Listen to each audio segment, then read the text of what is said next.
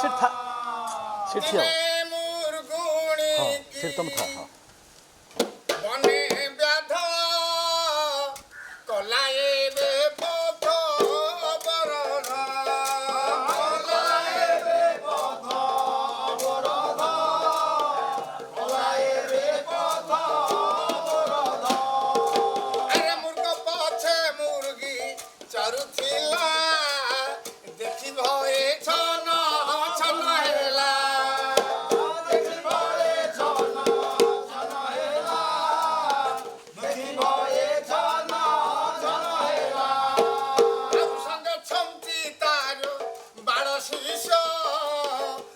से तो पुणी गर्भवास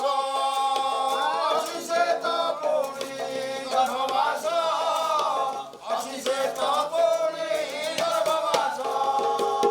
प्रभुंकर सचराचर पृथ्वी मध्यरे के सुख शांति रे अछि के अनाहार रे अछि के जाजाबर जीवन धरि बंची नहीं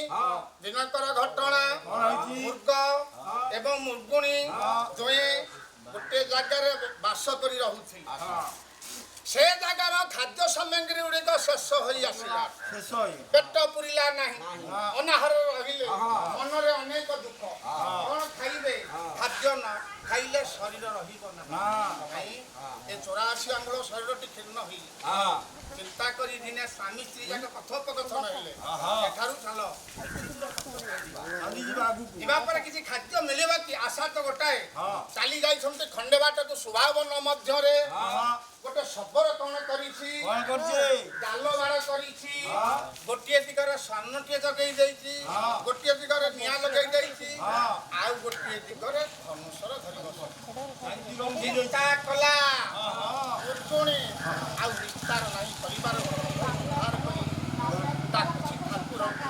हे प्रभु जगतरनाथ जगन्नाथ कालिया शांत महाबाहु रीहाद्रि बिहारी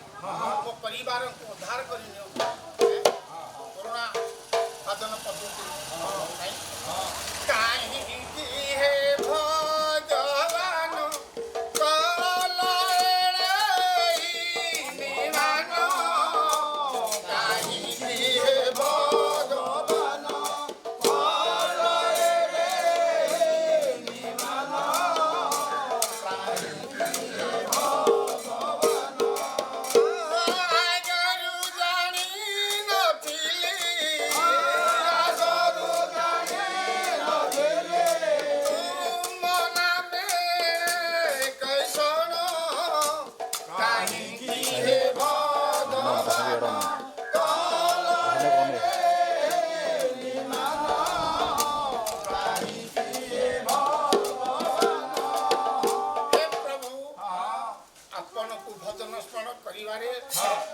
अवहेला करी नहीं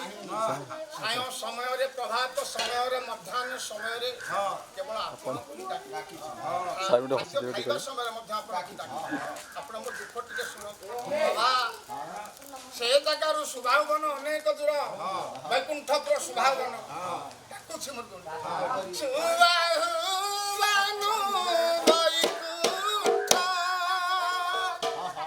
सहस्र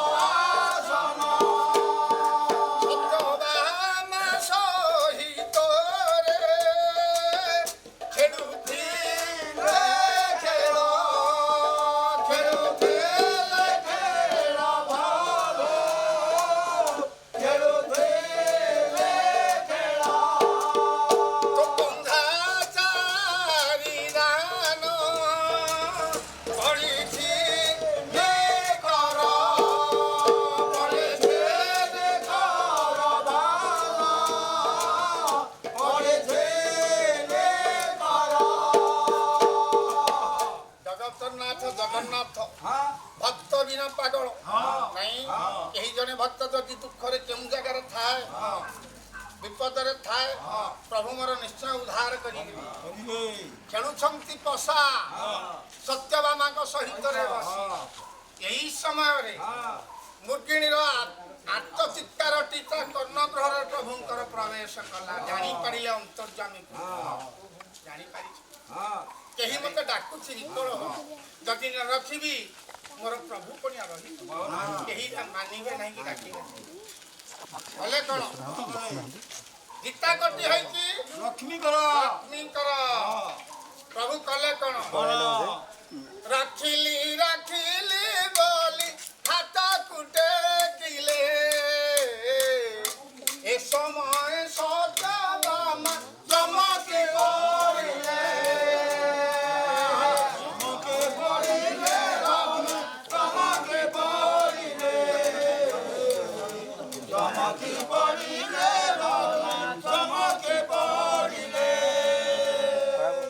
କାହାକୁ ରଖିଲ ପ୍ରଭୁ କୁହନ୍ତୁ ସତର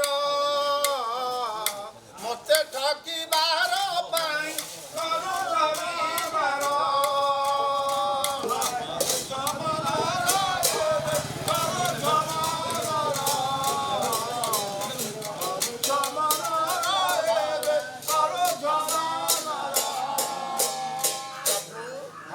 ଆପଣ ବହୁତ ଛଳିଆ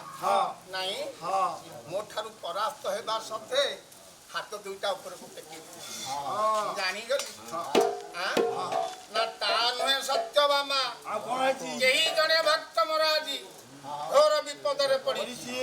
ଯଦି ମୋ ତାରି ଦୁଃଖ କଥାଟି ମୋ କର୍ଣ୍ଣଗ୍ରହରେ ପ୍ରବେଶ କଲା ତାକୁ ରକ୍ଷା କରିବା ପାଇଁ ଦୁଇ ହସ୍ତ ଉଚ୍ଚାରଣ କରିଛି। ଆଉ ତୁମେ କହୁଛ ତୁମେ ଜାଣ ନା ମୁଁ ସଦା ସର୍ବଦା ଭଗତ ଭାବରେ ଯଦି ଭକ୍ତ ନାହାନ୍ତି ମୋର ଶ୍ରୀକ୍ଷେତ୍ର ନାହିଁ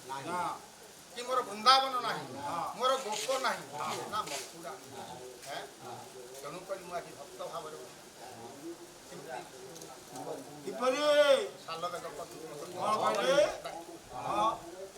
ସତ ଭଗତ ଭାବରେ ବନ୍ଧାରେ সে তো ভকত জীবন ধন সে তো ভকত ভাবরে বন্ধারে সে তো ভকত জীবন ধন সে তো তে খোঁজিলে তু তাকু খোঁজাবু সে তো তে খোঁজিলে তু তাকু খোঁজাবু সিয়ে তরুণ চন্দন রে আদি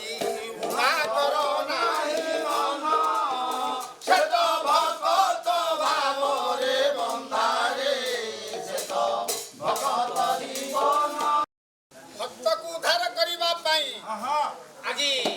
ପ୍ରଭୁ ମୋର କଣ କରିବେ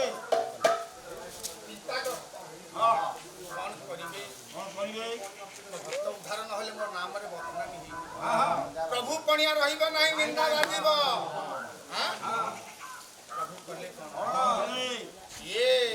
ବିପଦରୁ ଉଦ୍ଧାର କରିବା ପାଇଁ କେବଳ ୟାର ସବୁ ସୂତ୍ର ରହିଛି ଇନ୍ଦ୍ରଙ୍କ ପାଖରେ ପ୍ରଭୁ ମନେ ମନେ ଇନ୍ଦ୍ରକୁ ସ୍ମରଣ କରିଛନ୍ତି ଇନ୍ଦ୍ର ତିଳେ ମାତ୍ର ବିଳମ୍ବ ନ କରି ଆସି ପ୍ରବେଶ ହୋଇଛନ୍ତି ବୈକୁଣ୍ଠପୁରରେ କହିଲେ ପ୍ରଭୁ କାହିଁକି ମତେ ଏତେ ଅସମୟରେ ଡାକିଲେ ନା ତୁମ ଦ୍ୱାରା ଗୋଟେ ବଡ଼ କାମ ମୋର ଅଛି ସେ କାମଟାକୁ ତୁମେ ପରିସମାପ୍ତି କରିପାରିବ ତୁମ ବ୍ୟତୀତ ଅନ୍ୟ କେହି କରିପାରିବ ନା କଣ ନା ସୁଦାବନ ମଧ୍ୟରେ ଯାହା ଯାହା ଘଟଣା ସବୁ ବିସ୍ତୃତ ଭାବରେ ଇନ୍ଦ୍ରକୁ କହିଲେ ଇନ୍ଦ୍ର କଲେ କଣ ସାଙ୍ଗେ ସାଙ୍ଗେ ପ୍ରଭୁଙ୍କ ଆଦେଶ ମାନି ଚାରି ମେଘକୁ ଆଜ୍ଞା ଦେଲେ ଚାରି ମେଘ ଆବର୍ତ୍ତକ ସବର୍ତ୍ତକ ଦ୍ରୋଣ ପୁଷ୍କର ଆରେ ଆବର୍ତ୍ତକ ସବର୍ତ୍ତକ ଦ୍ରୋଣ ଦେ ପୁଷ୍କର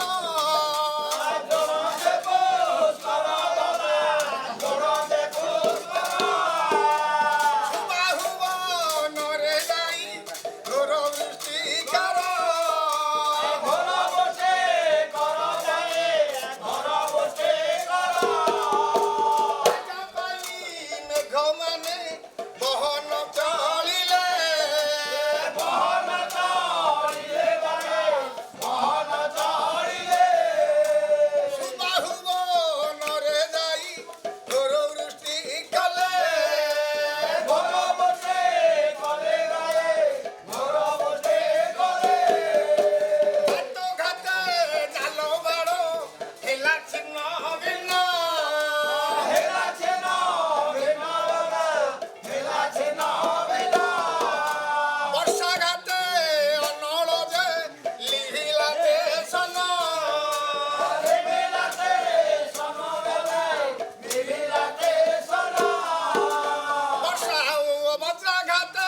ସ୍ୱର୍ଣ୍ଣ ଗୋଟି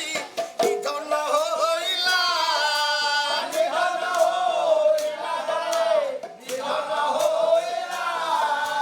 ଶବରକୁ ଯାଇ ପୁଣି ଉରବଧ ହସିଲା।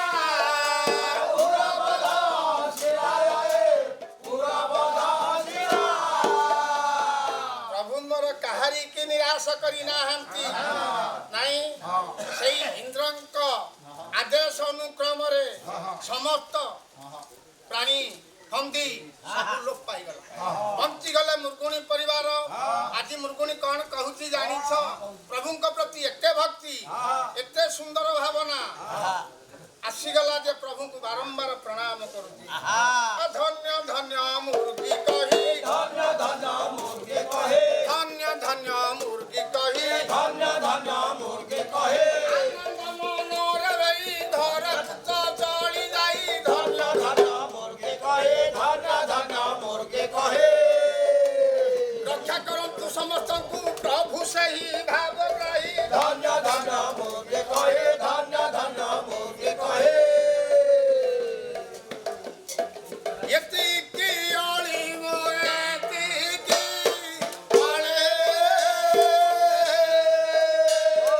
ଏତିକି ଅଳିମ ଏତିକି ଅଳେ।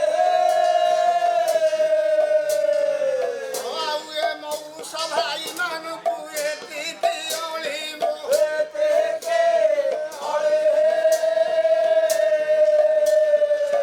ମାଉସୀ ମାନଙ୍କୁ